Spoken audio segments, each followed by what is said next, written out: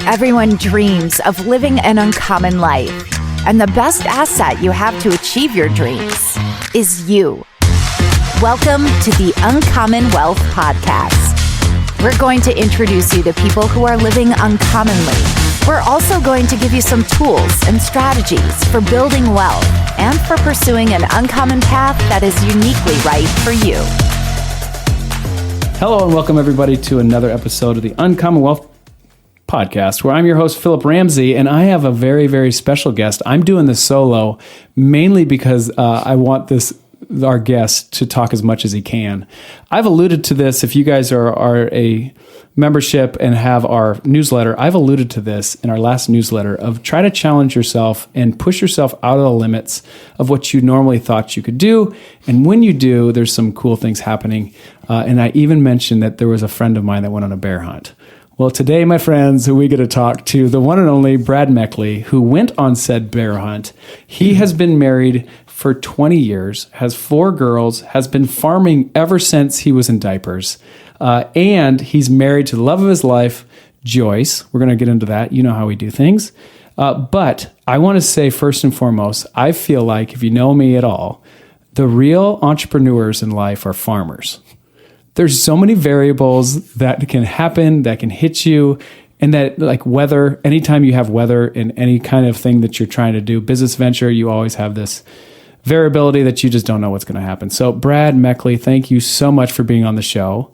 I should just probably shut up now and just let you talk, but welcome to the show. Well, thank you. This is a very new experience for me, Philip. I have no idea what I'm getting myself into, but it's a pleasure to be here and share some things with you. Oh, man. So Brad and I have known each other from church for quite some time. How many years? Oh, goodness, time goes, Philip. I'd say 6, 8 years, Yeah, maybe? I'd say 6 to 8. That's what I was thinking, and didn't have to be exact. But I've always really respected Brad. When Brad and I get coffee, there's a lot of talk about leadership, about how we lead, how other people lead, and like that's just something we geek out about. But something that has always caught me with Brad is he's a servant at heart. He loves to serve. He loves to work with his hands. And so that's why he makes such a great farmer. But one time when we were getting together, he mentioned that, Philip, I'm just getting a little bit feeling like numb in the world. I feel like my spot right now is like I just am complacent in areas of my life. So let's start with that conversation that we had, because I think this kind of sets you off on this journey to where you're at now. But let's just talk about that. What was that kind of feeling that you were getting yourself into? And when did you know that you were like, I need to shake things up a little bit? Yeah. For the most part, my personality, I'm an introvert at heart. Right. With the growth of Ankeny, our family moved to Elkhart, which is on the northern side of Ankeny, in 1967. At that point, we were definitely in rural Iowa. But over the course of time, that has changed, and really, especially in the last 5 to 10 years with the growth of Ankeny, it's made me feel like Indian, kind of being pushed to live on a reservation, so to speak. So in my heart, making me feel somewhat uncomfortable. I didn't like that kind of change.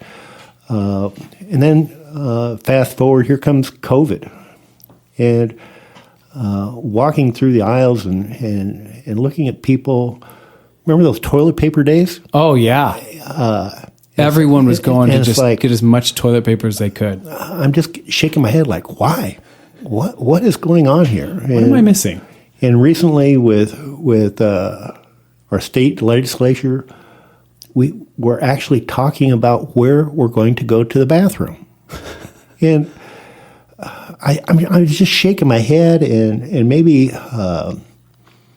just lamenting towards God. Like, this world, God, is going to hell in a handbasket? I don't get it. In Psalms 13, King David is talking to God. He says, "How long, O Lord, will you forget me? Forever? How long will you hide your face from me? How long must I wrestle with my thoughts and every day have sorrow in my heart? How long will my enemy triumph over me?" And I don't know. Those are just some of the things that I was wrestling with personally. Yeah. So, with all that said, like I said, I've been a farmer my whole life. I raised pigs, corn, soybeans, and that's been my life. And I went to Joyce, my wife, and I said, honey, I need to do something radical here. I'm wrestling with God, and I don't know really what to do, but I'm ready to do something outside the box. And that's what led me to a bear hunt. And when I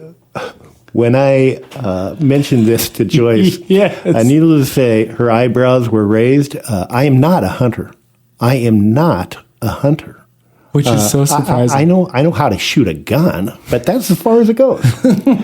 So when I told Joyce this, she looked at me like, are you crazy or what? Yes. And so anyway, that's what led she to was this supportive. adventure. She was supportive. She was very, very, very supportive, 100%. Listen, I knew, I'm going to pull this back for a little bit. The first time I heard of you, I'll just say that, was you were leading a connection group, and so was I. Connection groups are like Bible studies that you have weekly. Anyway, you were leading a connection group, and it was the first week, and everybody kind of went around to kind of talk about how their week went. And do you remember what you and Joyce said? Because I don't think anybody went to your connection group. Like something happened where the people were just not. Do you remember what you said? Yeah, I remember. We were openly inviting people, Yes. and we'd set the time and the date. The time came, and it was time to start our study. Yep. And nobody was there. Yeah. So our Bible study was Joyce and I. Yes. Yes. And we had a great talk, but it was the two of us. Yes. Yeah. That's how that started. So, okay. So what you said in the group, now to remind you, this is like many connection group leaders, and Brad's remark about how the first week was, well, it was intimate. I remember, like, I don't know who that guy is, but we need to be friends. That is the best response I've ever heard. And I wasn't wrong. Okay, so sorry, side note, that's what happens with Philip. But so now you tell Joyce, I want to go on a bear hunt. Mm-hmm. And how did that come into your mind? Out of all the things, you're not a hunter, which surprised me. A bear hunt? And not like a bear hunt, like this is Alaska bear hunting. Yeah. This was a hunt that happened in Alaska, and what led to this? I just needed some alone time, away from people, just to reset. Yes, to open God's Word and just have a one-on-one, eye-to-eye talk with God. Yeah, because you had questions. Questions? Yeah, it was just. I was at a point, Philip, where it was just like, I don't know how to react with the world and what's going on. And God, you seem so removed from what's happening. Sure. And the more I'm around people, the worse this feeling is getting. So, okay, get me out in the middle of Timbuktu and let's talk. So then we had coffee one time. And you're like, I scheduled a bear hunt, and it was many, many months away. Remember this? And you're like, I got to get a special gun. Yes. I mean, this was like going from ground zero to 60. Yeah. And so I just kept touching base with them, like text, like, when is it? Because I obviously have a lot going on. So, but I was always like, has it happened? I've been thinking about you, and it hadn't yet. And then now it has. So, all right. So where we want to go from here? The bear hunt, which I love this. So like the first key value that I think with Brad is like, he wasn't complacent and just kind of sitting there. You weren't sitting there just with your thoughts, getting more and more frustrated. You knew that you had the control to do something, but you knew that you needed to do something drastic. You need to shock the system in place. So here we go. It was almost like I was shaking my fist at God, like, okay, God, grab me by the shoulders, shake me up here, but let me know what's going on. Right. I have ears. Speak to me. Let me know what's going on here.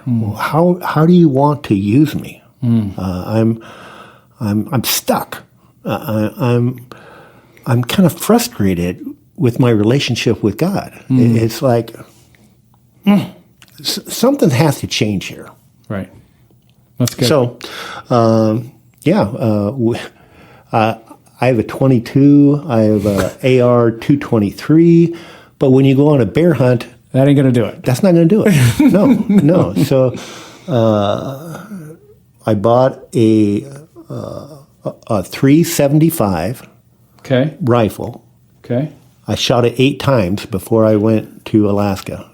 Sighted it in, and every time I pulled the trigger, felt like a mule kicked you. Oh my goodness! Yeah, my shoulder was black and blue.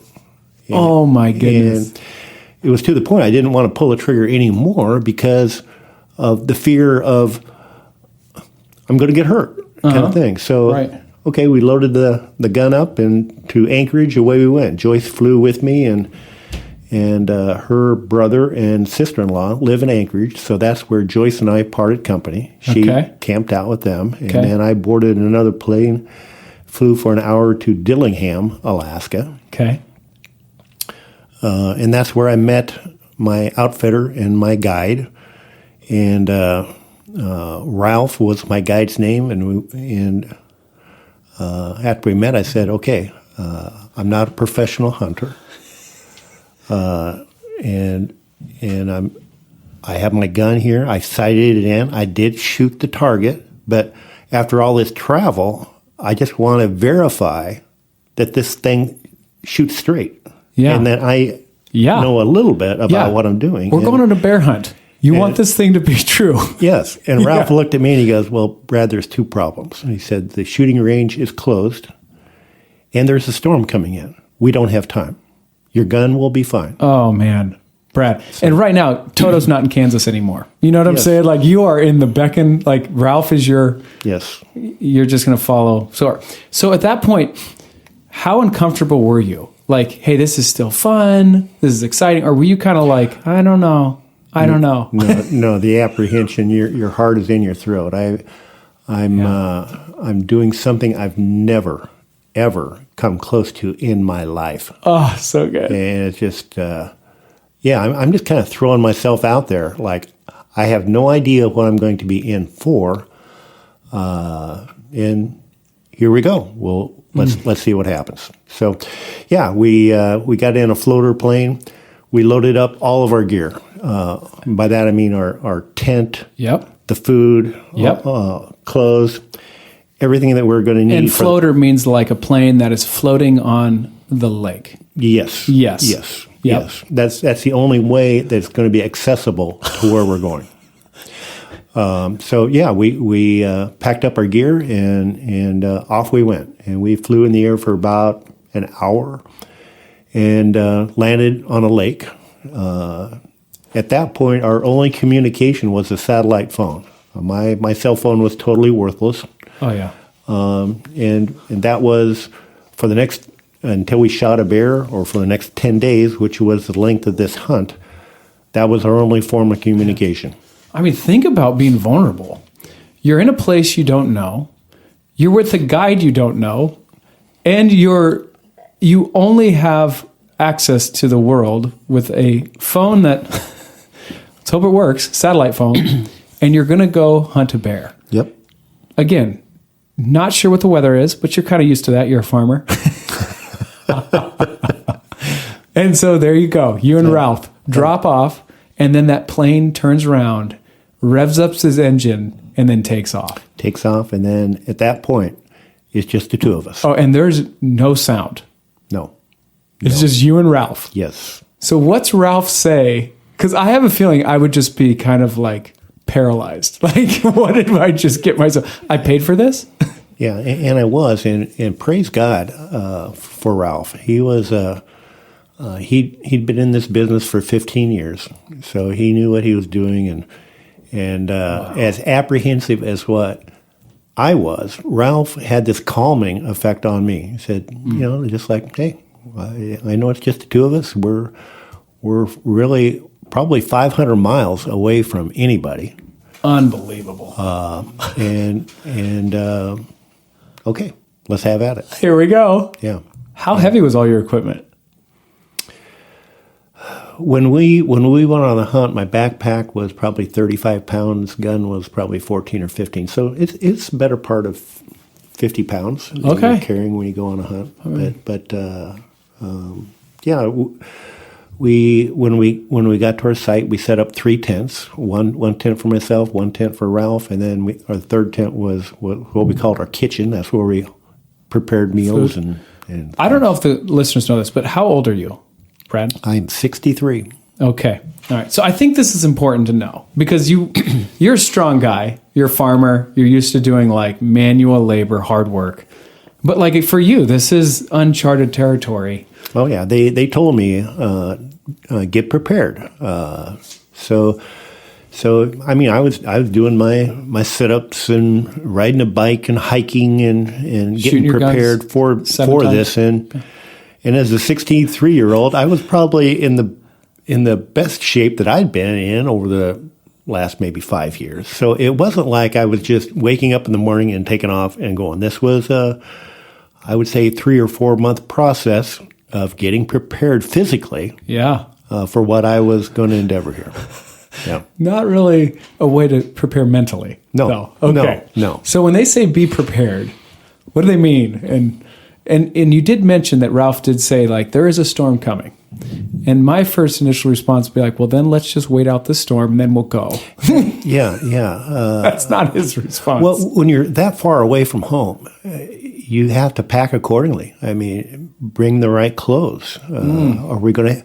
And food wasn't on me, but I mean to have enough food here to get by. But especially on the clothes side, if you forget something, it's not like you can go across the street and get it. I mean, with what you have in that plane, with what you pack, that's what is going to get you through. And I found out in a hurry the do's and don'ts of what to have when you go on a hunt. For the most part, I was prepared. But there's things like a cotton sweatshirt.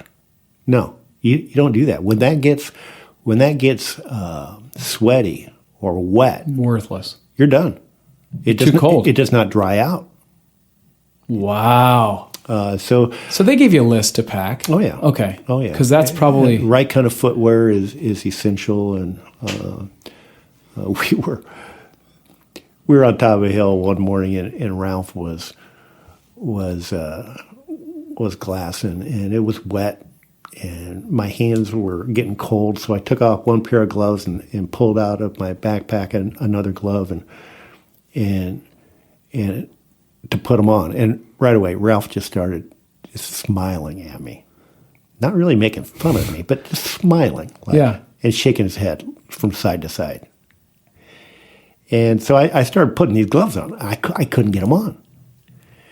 And then all of a sudden, Ralph starts snickering a little bit.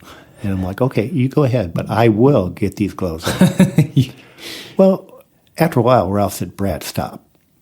What was going on? My hands were damp. Yeah. And I could not pull that glove on comfortably. Right. The insulin was getting all jacked up. And he said, Brad, I know you will eventually get those gloves on, but when you pull them off, you're going to pull off all that insulation out of every finger, and those gloves are going to be totally worthless. Yes, I've done this in my life when I was younger. Okay, and Ralph goes, you get what you pay for. And he reached into his backpack, pulled out his gloves, and he took his hand and put it down in a puddle of water, which was right beside us. And he slipped those gloves on like unbelievable. That. So to be prepared, to have right. Now Ralph paid probably 5 times more for his gloves than what I paid for mine. You get what you pay for. But to be prepared for what you're in for, it's critical. Huh. Okay, that's good. So let's talk about a little bit more about Ralph, because this is basically like your guy. Like he is really your saving grace here because you don't really have anything else. The only thing I can think about in my life is I went skydiving one time, and you have to do it tandem.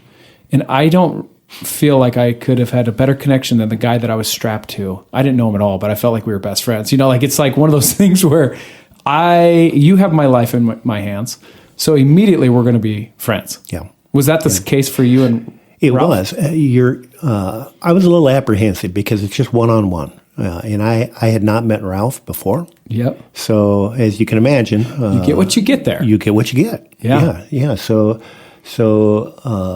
the weather conditions for this hunt was deplorable. it will rain, rain, rain. And there's 2.5 days during this hunt where we were just camped out in a tent. We weren't moving anywhere. I thought in the wind, I thought the tent was coming down. So during this time, you spend a lot of time getting to know the other person.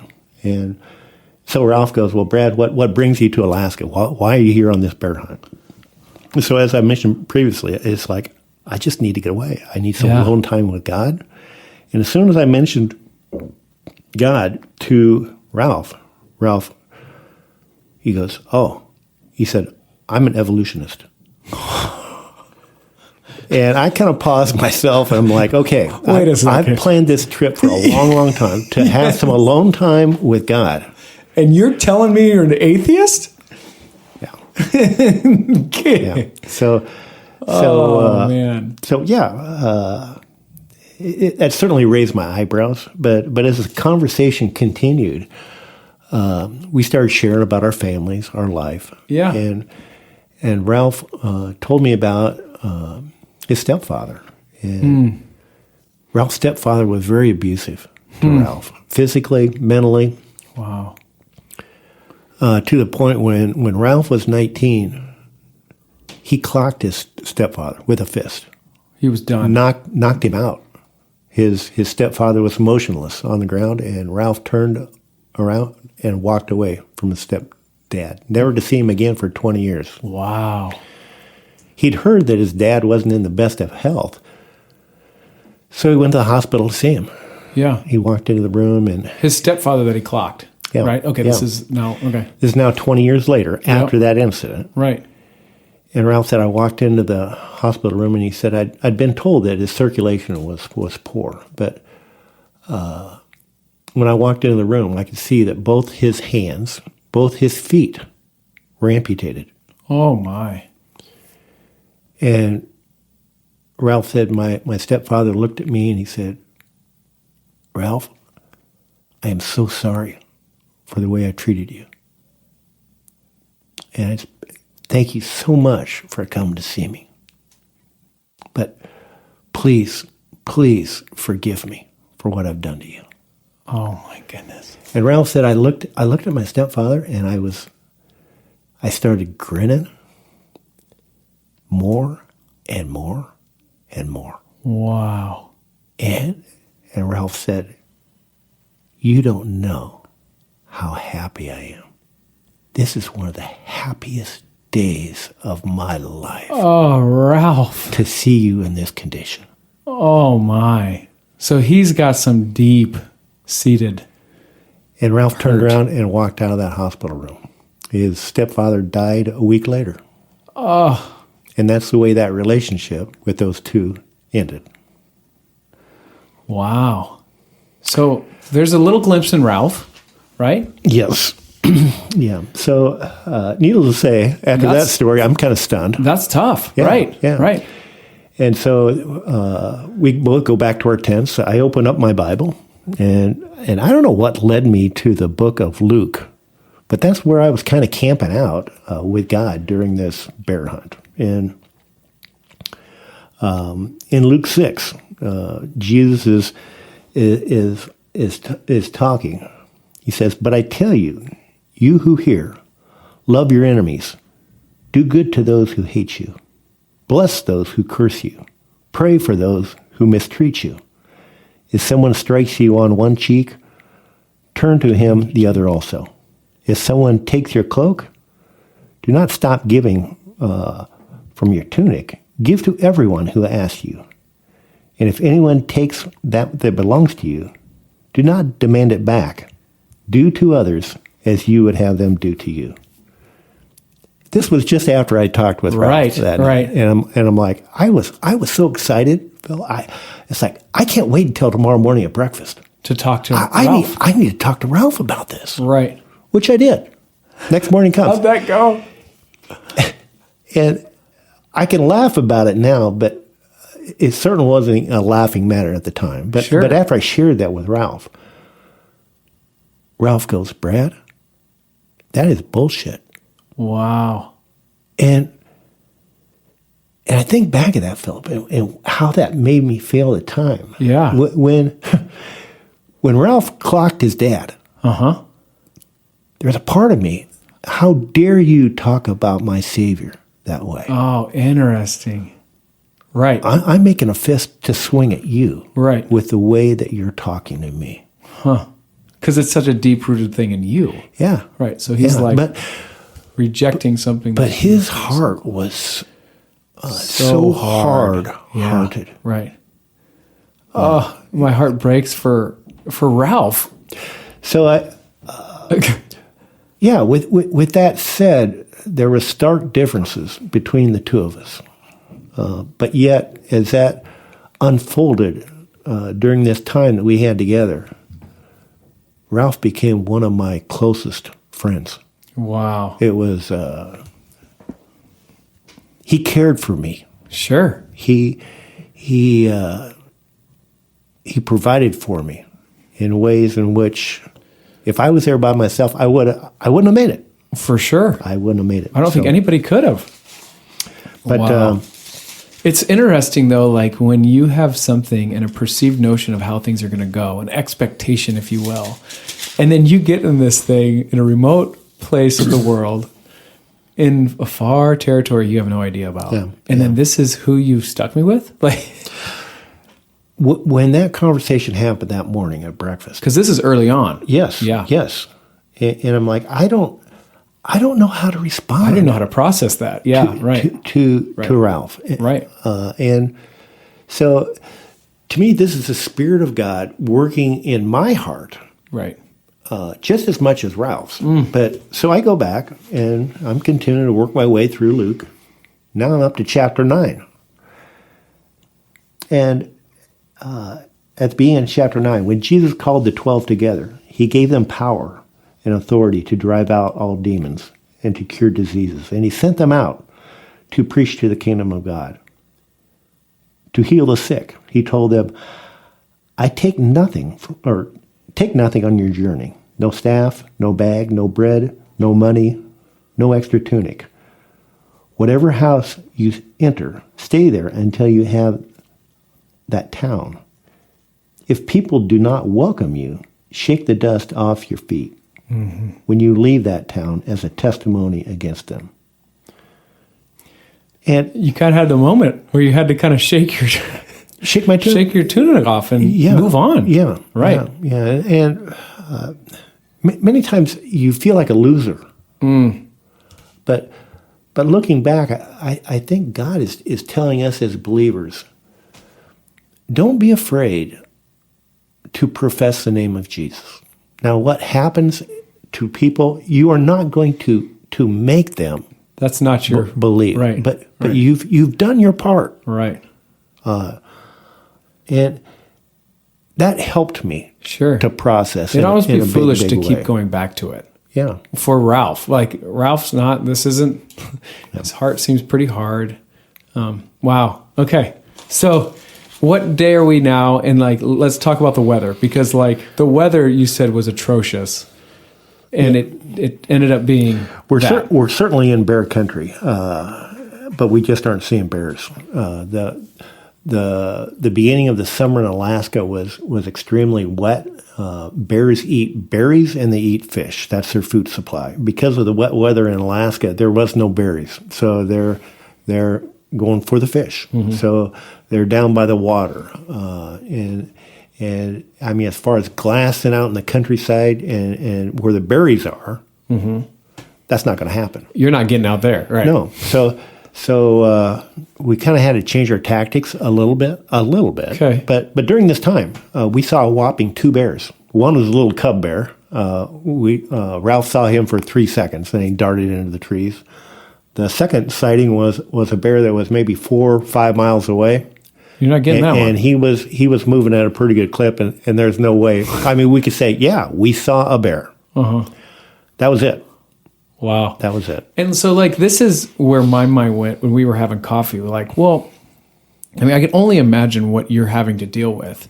But my mind went to, the national parks that my wife and I and kids go to, which have trails and things and stairs. There is none of that for you or Ralph. And, the terrain that you have to do is, wilderness. Yeah. Barren wilderness. So talk to me about just how you had to get, like, just say a mile away from your camp. How long did it take you?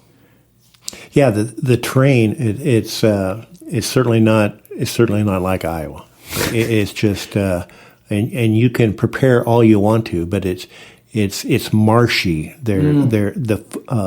You can't really see where your foot is going to land. So it's kind of like in marching band. You're lifting your knees up and down and you're preparing, but I can't tell you the number of times I fell on my butt, just falling down, and it's like shaking your head like, this is deplorable. What is going on? It's raining. It's wet. Yeah. Oh, and Brad. Walking a mile in Iowa, that's not bad. Yeah. But walking a mile in Alaska through this stuff, oh my God. A marathon. You're soaked just with sweat, just working through all that.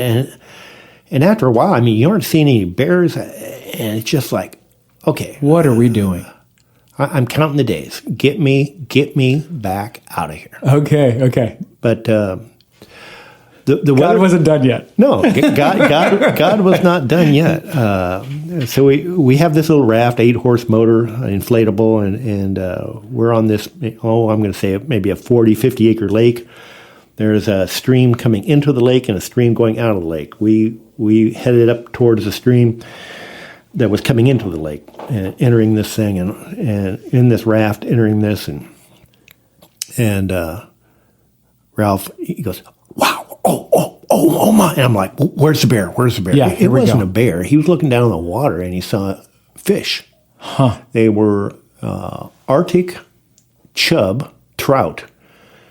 So anyway, we got out of the boat and we have our chest waders on, and he had a fishing pole, and he launched one out, and all of a sudden he catches one of these fish, and he worked 30 minutes to get this fish in.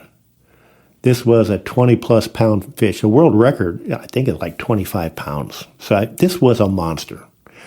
But this shows who Ralph is. I mean, we caught the fish, took a picture, and just a gorgeous fish. Yeah, we'll have in the show notes for you guys to watch if you can see it.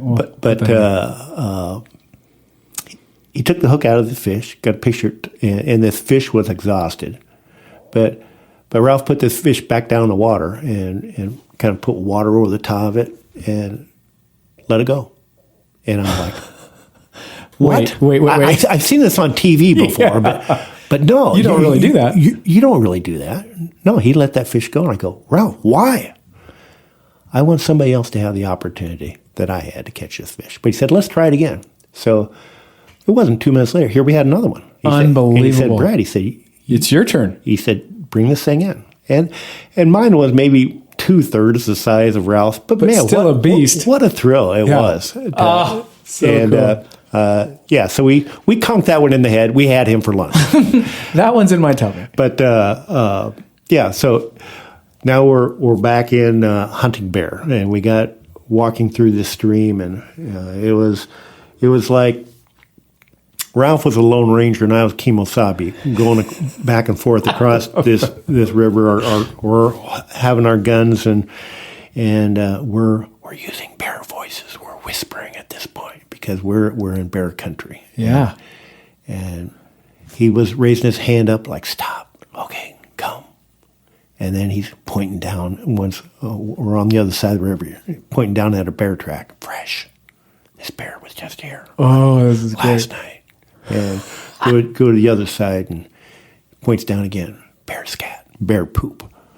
A bear is close here. And every time we turned around the corner, it's like, okay, be ready. Mm-hmm.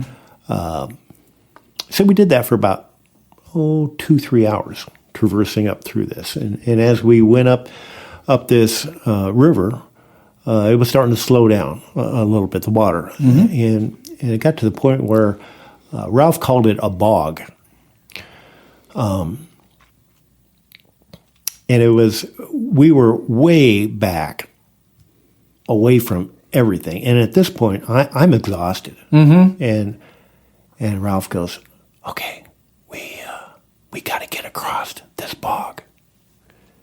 And if we can't get across this bog, it's going to be another 3 hours of walking. So you wait right here and let me get across this bog, and then I'll motion you across. So Ralph goes across this, and we both have our chest waders on, and Ralph starts to cross this, and down into this water he goes. It's over his waist, kind of way over his waist.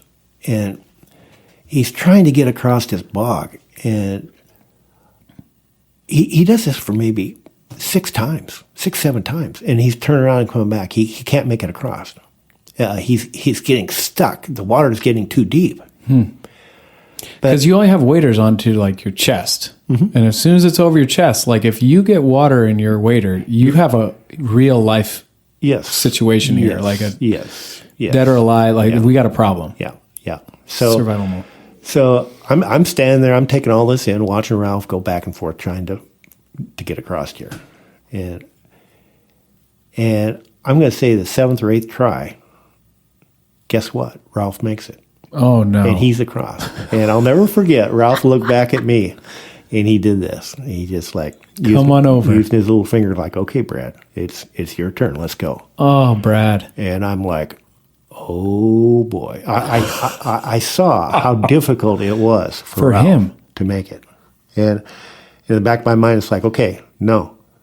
Let's go the extra 2 or 3 hours. And let's, right. Well, now, but your life preserver is on the other side of this thing. On the other side, yes. And he's telling you to come forward. Yeah. Oh, yeah. Baby. So here we go. I start across, and I'm maybe 2/3 of the way across, and I'm a little heavier than what Ralph is by maybe 20, 30 pounds. And so you can imagine you're in this mud, and if he's going down, okay, I'm heavier. I'm going down a little deeper. Right. I had maybe... And there's no tripping involved here. Like, tripping is like a life or death situation. I had maybe 6 inches to spare on my chest waders before water is going to be coming over the top. Which is super close. Closer than what I want to be. Yeah. And every step is getting more and more difficult.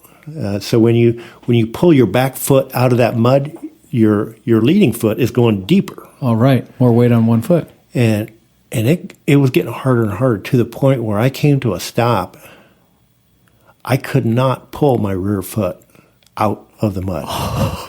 You ever had it when your hip socket, you can kind of feel it? Oh yeah. Yeah. I know exactly. And that's where I was. And it's like, this isn't coming. The harder I try, the worse it's getting. And that's when I looked up at Ralph. And with the panic on your face. Oh yeah. Yeah. Panic beyond words. And Ralph could see right away. I was shook, and I was. And we had eye contact, and I'll never forget this. This is like it was yesterday. But Ralph looked into my eyes, and he said, "Relax, relax, relax." And I'm looking back at him like, Ralph, you don't understand me. You don't know. You don't know the trouble. We're in a world of hurt. That we're in, right? Well, mainly me. and to hear him say, relax. Yeah. Yeah. So were you frustrated, or like what was the emotion? Like you just don't understand. No, it was beyond frustration, Philip. It was like, I'm done. Scared. I'm cooked. I cannot move. Okay. Keep going. This is great. And we kind of looked at each other for 5 or 10 seconds. He's going, relax. Don't give up. Persevere. And I don't know what I can't answer for sure what happened, but somehow that foot came loose and I made it to the other side. And to this day, I can't tell you why, but it happened. Wow. So. It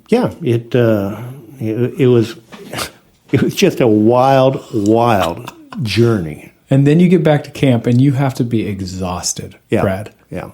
Emotionally, physically. And then what point in the trip were you at this point? Like what day? This was at the start of day 7. Okay, so 10-day trip, like you said. You saw 2 bears, one 4 miles away, one cub. Don't do that. For 3 seconds. And you've got to be like, I'm tapped out. I'm ready to go. Like, we're good here. I was to the point where, okay, we got 3 days left, and by the grace of God, I will make it to the end. And this was more than what I ever thought it was going to be physically. Right. But I am going to make it. It's going to be a stretch, but I am going to make it. This is day 7. Right. Because something you didn't talk about, the first 3 days or 4 days, you're basically in your tent. Mm-hmm. Am I right? Mm-hmm. Like, we didn't really talk about that. But I say that only because, like, think about just camping in your normal life when you have a car right next to you and it's raining for 4 days. You pretty much just bundle up and you go back and get a hotel room. Yeah. There's really no option for that. And you're on day 1, day 2 in the tent, day 3, day 4. So that was the first 4 days of your trip. Now this is day 7. You've had some amazing experiences. And so you get back to camp and you're kind of like, all right, like, this has been great. Yeah. Day 7, I mean, it wasn't raining, which is misty, but not raining. So, okay, let's give this a try. So we go up on top of a knob that morning, and we're doing our due diligence, looking. Nothing. So we go back to base camp for noon hour, catch a quick bite to eat. About 3 o'clock in the afternoon, we head off to the stream that's on the other side of the lake. This would be the outlet stream. Okay. We get out of our raft there, and it's a good 2-hour hike. And here's Ralph. He's leading the charge. I'm following him. But this happened every time we went on a hike. I'm taken back by this because Ralph was in better shape than what I was, and I was kind of frustrated by that. Huh. And by that I mean he's leading and he's pulling away from me, and then he'll stop and he'll wait for me to catch up. I catch up to Ralph. Yeah, I'm gassed, and, sure. and he's standing there just breathing through his nose, and then a minute, 2 minutes at the most. Okay, now I'm breathing through my nose. Away goes Ralph. Wow. So we do this for 2 hours. We get to where we're at now. Okay. On top of this hill. Beautiful, beautiful country. But you're again, so exhausted to even realize it. Let's be honest. I'm soaked through. Not because of rain, because of sweat. Yeah. I'm exhausted. So here we are. We're on top of this, and okay, let's see if we can find a bear. Uh-huh. We look one direction, and there's 1,000 acres in front of us. And Ralph, he's glassing, looking for 30 minutes this direction. As beautiful as what that terrain was, nothing. So he does a 180, and there's another 1,000 acres the other direction. Same thing, 30 minutes. Nothing. And at this point, I'm like, okay. You don't care. I'm just preparing. We got another 2 hour to get back to the raft. Okay. Brad, you can do this kind of thing. Yeah. You're hyping yourself up. So he goes over and looks down by the river, looks there. Nothing. So he comes back, and we're sitting there. And we're talking for maybe 15, 20 minutes. And at this point, it's 7 o'clock in the evening. Okay. And it doesn't get dark till what, 9? 10. Okay, 10. 10:30. Okay. So Ralph is as patient as anybody I've ever been around. But he gets up and goes through this process again. And he looks on this 1,000 acres one direction. Nothing. Looks the other way. 1,000 acres. Nothing. I'm like, okay, let's get our gear. Let's get out. He walks over to the river, and my eyes are maybe half open at that point, and all of a sudden, hey, get your gun, and I'm like, why? What are you talking about? We have been out here for 7 days. Conditions are deplorable. And by the way, Ralph said, this is the worst hunt I've ever been on in 15 years. Weather-wise. Weather-wise. Not because of the company. Yeah. Thanks. You're welcome. So, but here's Ralph. Get your gun. And he's jogging over towards me. That's where I was camped out. Yeah, right. And all of a sudden, the adrenaline starts to pick up. I'm going to say stop right here. This is like the crux of the whole thing. I wanted to talk about quickly, you had a conversation with Ralph before you went on this hunt that I think is super important about if you do get even a shot at the bear. Do you remember this conversation? Oh, yeah. I think this is important to even talk about now, right? Yeah. Am I wrong? Are we going to say this later? No, this is a great time. Right. When Ralph and I first met, I said, Ralph, I'm not a professional hunter. Right. But I said, if and when we do see a bear, I said, I'll take the first shot. But I said, I want you to follow up with a shot behind me. Right. Okay. And Ralph looked at me and just shook his head like, Brad, I've been doing this guiding for 15 years. He said, I have never, ever, ever taken a shot. And at that point, I'm like, what are you talking about? I don't understand. I don't get it. So he proceeds to tell me. He said, well, normally, he said, I'm with 2, 3, 4 hunters at a time. Very rarely like with you, one-on-one. He said, in that case, he said, everybody's got a gun. Someone's going to get this thing. We are going to down the critter. They don't want me taking a shot whatsoever. Okay, that's one scenario. The other scenario is one-on-one, like with you. But he said, nothing against you, Brad. But he said, in this case, they are bounty hunters. They are marksmen through and through. They don't want me taking a shot. Right. This is like a once-in-a-lifetime opportunity that they were going to have this thing on their scope. Yeah. He said, my job is to find the animal and to provide protection for my clients. So if a bear is charging at us, I'll protect handle my business, you. Right. So he said, I carry a big pistol with me, and that's my job. But he said, I have never fired and shot a bear in 15 years. Right. And I'm like, well, I don't care, Ralph. Well, here we go. I'm asking you. This is what I want. Well, he said, if that's what you want me to do, okay. I'm here. And like I said previously, there was no target practice when I was. It's like 7 times you shot that thing. I think this thing will work. Oh, right. And you got off the plane. You don't know if it's sighted right or whatever. Yeah. Okay, so now that's good enough. All right, now we can go back to. So here we are. Get your gun. And at this point, the adrenaline is just. Your heart is coming up in your throat like, this is real. This is happening. This is happening. So when Ralph is glassing, he's got this tripod that he rests his. When you say glassing, it's binoculars. Binoculars. Yep. That's what he rests his binoculars on. Well, he was things were happening incredibly fast at this point. But he had his tripod and he's motioning me over with my gun. Rest your gun on this tripod. And we're looking down on the river at this point. He said, do you see the bear? Do you see the bear? Do you see the bear? I'm like, no, I don't see the bear. I was taking a nap, Ralph. Right there. And all of a sudden, you see it. There it is. Massive bear. And I don't know if you've ever saw Andy Griffith's show, but Barney Fife. Yeah. Remember how he can't get the pistol Right. That's exactly what I was thinking. Yeah, and that's where you were. That's exactly where I was. It's like, oh my gosh, I'm going to do something stupid. I'm going to botch this. I'm going to botch it. Yeah.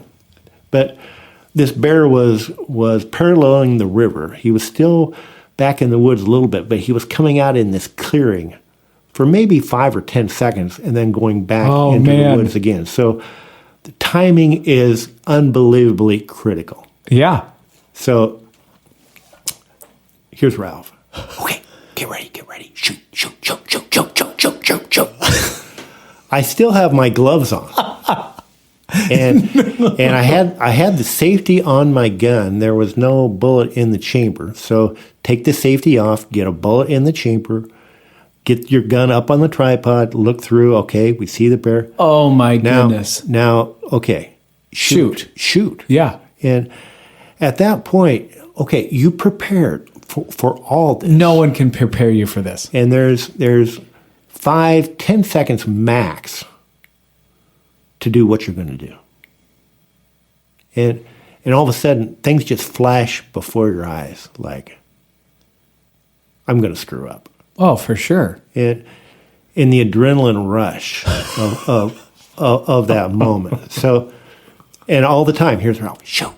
Yeah. Not helping much. And there's helping. There's a part of you want to freeze. Right. And as this relates to God, sometimes God wants you to do things. Right. And you're petrified. Right. You don't want, right. And here I was asking God, come on, show yes. me. And here I was. There's a part of me. Petrified. I didn't want to do this. It's like, no. Well, to make a long story short, I pulled the trigger. Once. And it was a kill shot. I actually hit the bear and downed him. But then Ralph finished.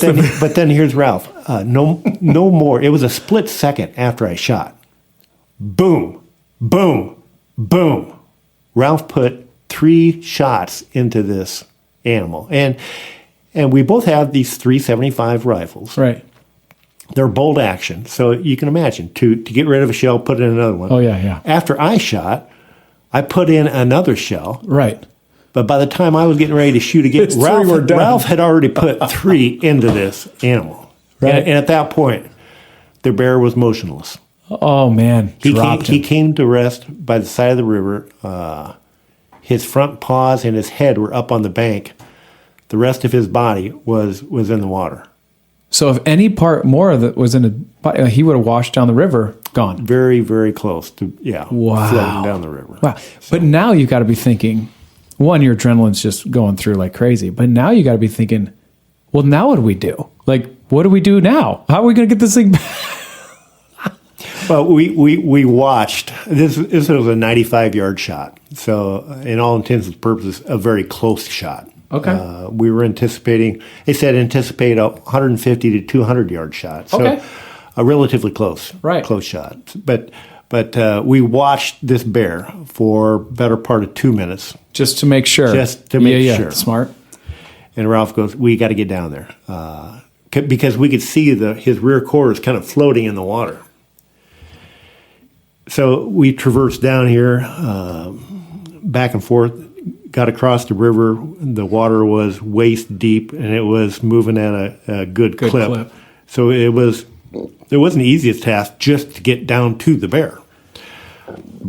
We got there, and first thing we did was tie it off, make sure that it didn't wash away. Okay. And at that point, the adrenaline is just taken over. It's just euphoric, like. Oh, I bet. You're just like, I can't believe what just happened. Right. This all took place from the time that we saw the bear until we shot it and killed it. Less than a minute.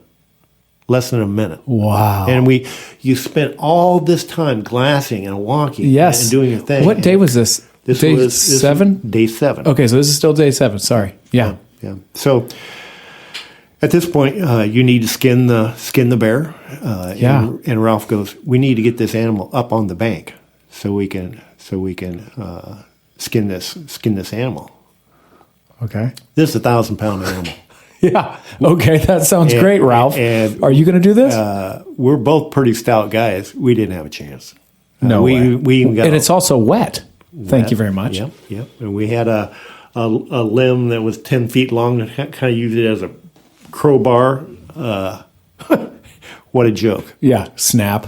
So needless to say, we had to skin the bear right in the water, which we shot this bear at 7:30 at night. Okay. It was 9:30, 2 hours later by the time we got this thing skinned. And you're right, the hide was soaking wet. Ralph looked at his watch and he goes, Brad, he said, we don't have time to pack this out here tonight. He said, we need to get back. He said, the sun's going down. And he said, we're vulnerable here. Bears are nocturnal animals. But he said, we got a good 2 hours to get back to our raft. He said, we'll come back in the morning and get the hide. So we had to traverse back up out of that river. With a little bit of urgency. And as I'd mentioned before, Ralph was very good about waiting for me. But at this point, going back there, this was now 9:30 at night. Huh. There was urgency to get out. Yeah, right. Because if it gets dark, you're bear meat. You're bear food. And there was no waiting for Brad Moeckley. He was getting out. Let's go. And the adrenaline. Which I was going to say, you got a little adrenaline, so that's helpful. Oh, yeah. It's helpful. But so anyway, we're about 2/3 of the way back. I'm gassed. And Ralph knew that I was. But this is a brother that Ralph was. He waited for me to catch up to him. And he goes, Brad, he said, give me your gun. He said, let me carry your gun. He knew I was on fumes. Right. Like, I'm not sure if he's going to be able to make you're it. going to make it out of here. And I smiled at Ralph and I said, I got it. You lead. But I said, I'll carry my own gun. And yeah, that last journey, it was about as physically taxing. And I mean, I was a wrestler. I played football. That's exactly what I was going to say. And you've done this for quite some time already in Alaska. Yeah. So you knew. So that's really saying. But physically taxing, it was some of the toughest stuff I've been through in my life. But so good. So anyway, we're 50 yards away from the raft. We've made it. And we just sit down there and we both looked at each other like, wow. Wow. And Ralph looked at me, he said, Brad, he said, I've done this for 15 years, but he said, I will not forget this hunt. Wow. And it was it was a hunt like none other. So we made it back to base camp, called the plane in, the outfitter brought another guide with him, so Ralph and another guide went back to get the hide that next morning. So I wasn't a part of that. Those two guys went. I helped the outfitter. We took the tents down, started packing up the plane. It was a better part of 5 hours. Those two guys are gone, and back they come with this hide. We put it on the scale. That hide was 128 pounds. Wow. How they packed that thing out of there? Oh my goodness! I have no idea. When they got back to the plane with it, they had it all wrapped up in a backpack, 128 pounds worth. And I said, before we get out of here, I said, put this backpack on my shoulders. I want to see what this feels like. Smart. So I was sitting on my butt, put this backpack on. I could not get on my feet. I could not get on my feet. I rolled over on my belly. And still couldn't. Still couldn't get up. And at this point, they're just laughing their heads For sure. off. So I got back on my butt, and they said, give me your hands. And they pulled me up on my feet. And I maybe took 10 steps. Tapped out. Oh, it was unbelievable. I mean, miserable. Back in my day, carrying a 50-pound bag of pig feed in a bag. Okay. And, there was a time I could do 2. That's 100 pounds. Right. And away you go on a flat surface. Yeah, right. But 128 pounds across that terrain. But, unreal. Yeah. So it was an adventure like none other. And I give thanks to God for allowing me to do that. Right. And it was life changing for Brad Moeckley. Here we are today, and I'm back at home, and I view people differently. Okay, that's what I was going to ask you. Prior to that hunt. Good. And it was by the grace of God. He opened my eyes in ways in which I didn't think was possible. And it was just a thrill of a lifetime. So thankful to God for the opportunity. So do you feel like God is more close, or do you feel like he ever was really removed, or do you just feel like you just had to have a different perspective? You know, God is God. God doesn't change. He's the same yesterday as today as he is tomorrow. But he certainly opened my eyes, and I view God differently. That he is who he is. I shared with Psalms 13 about God, where are you? Right. And at the end of that,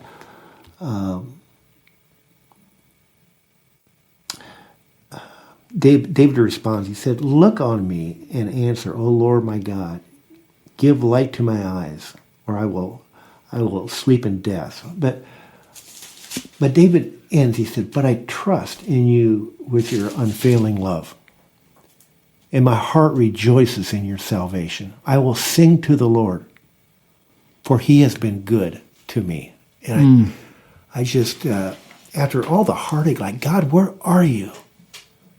Oh, he opened my eyes in ways, it's very almost sitting in front of a mic and trying to put into words about who God is, how faithful he is, and how good God is. It's like, oh, what a breath of fresh air. And, that's so good, and Brad. How good it is to have a relationship with you. Yes. So I want to kind of cap this off with, now you're back in the town and you're with Ralph, or you're at least in a place where other people that have gone on bear hunts are coming back, and they're kind of like communicating with how their week went. And I want to cap this off because I think it's a perfect analogy of kind of the whole thing kind of in a nutshell. So I'll give you the mic. Tell us what happened now that you're recapping back at the hotel in nice warm clothes, warm surroundings. Yeah, this is a hunting atmosphere. So we're back in Dillingham, and there's hunters coming and going. I mean, the guys are going on bear hunts, fishing hunt trips, and everything else. And so, of course, you're recapping stories, and I'm exhausted, and here you are. You're with the epitome of other hunters. I didn't know this, but when you go to Alaska, that's kind of the Olympics of hunting. It's like where everybody wants to go. Yeah, right. Yeah, and so here I am. I'm a farmer from Iowa. I'm an Iowa pig farmer. Yeah. Okay. I have shot a gun, but as I see here, I have not shot a deer, okay, in Iowa. Nor have I. I'm not a hunter either. I'm no pheasant hunter. But here I am going hunting for a bear in Alaska. So here we are back in Dillingham, and you're around all these professional hunters. Right. And here they are, just, the conditions were just deplorable. We never saw a bear. We didn't do this. Wasn't it bad for you too? Yeah, it sure was, but I did get a bear. What? Yes. What? Yeah. No. And so you show them this picture. Unbelievable. Unbelievable. Yes. And so that's how that story ends. And really, it is unbelievable. It should have been. This idea of getting and shooting a bear. It was just once in a lifetime. Once in a lifetime. Yeah. Right. And that was Ralph. That if it was Brad Moeckley, I would be there for the next 10 years. It wouldn't have happened. Right. But I was with a fellow that, I mean to tell you, he's a hunter among hunters, and I had the privilege to be with him to do that. And it was. You know what I'd say though for you, even if you were back at the lodge and you hadn't shot a bear, I still think that you would have been like, this was life-changing. It was. Does that make sense? So like, it wasn't about the bear. No. Although I think all those people around you was like, unbelievable, you got a bear. Yeah. But like what you were saying is like, well, that was like 3% of it. Like the 97% other than that was exactly what I needed, and God knew it. I share this story and show the picture of the bear that we got. And what a thrill. But like you said, Philip, that was 2 to 3% of the story. Right. It was everything that happened prior to that. Yes. And how God works in your life and gives you opportunities to do what you do, and how he challenges you to do something that you aren't prepared to do. And that was certainly the case for me. I entered into a walk with God like, wow, what are you doing here? Yeah, right. I had this played out way differently. And how God works in your life. And I don't care what you do, or you certainly don't have to go on a bear hunt. Right. But to have yourself open before God and allow God to work through you. Mm-hmm. Oh man. That's so good, Brad. What an opportunity to relate and to live your life out until we're in heaven with him. Mm-hmm. But what a privilege it was to be with God. I can't thank you enough for just sharing this story. And I hope that so many more people get to be as enamored with this story as I do. Because I think, at the end of the day, like a bear hunt, I'm not a hunter either. But there is something about a bear hunt that it's almost like you said, it's unbelievable. It's like this pinnacle of like getting yourself out of your comfort zone, stepping into the unknown and letting God meet you where you're at and give you an experience that you'll never forget, which is actually what happened. So I thank you for, one, being such a devout believer, and then also sharing your story. But I would say just your whole life have been always trusting in the Lord to provide for you, whether it be pig farming or planting or even just stepping up and just meeting you where you need to be. And so thank you for your wisdom. You've been listening to the Uncommon Wealth Podcast. I've been your host, Philip Ramsey. Until next time, go open yourself up and see where God meets you. Thanks for listening. That's all for this episode, brought to you by Uncommon Wealth Partners. Be sure to visit uncommonwealth.com to learn more about our services. Don't miss an episode as we introduce you to inspiring people who are actively pursuing an uncommon life.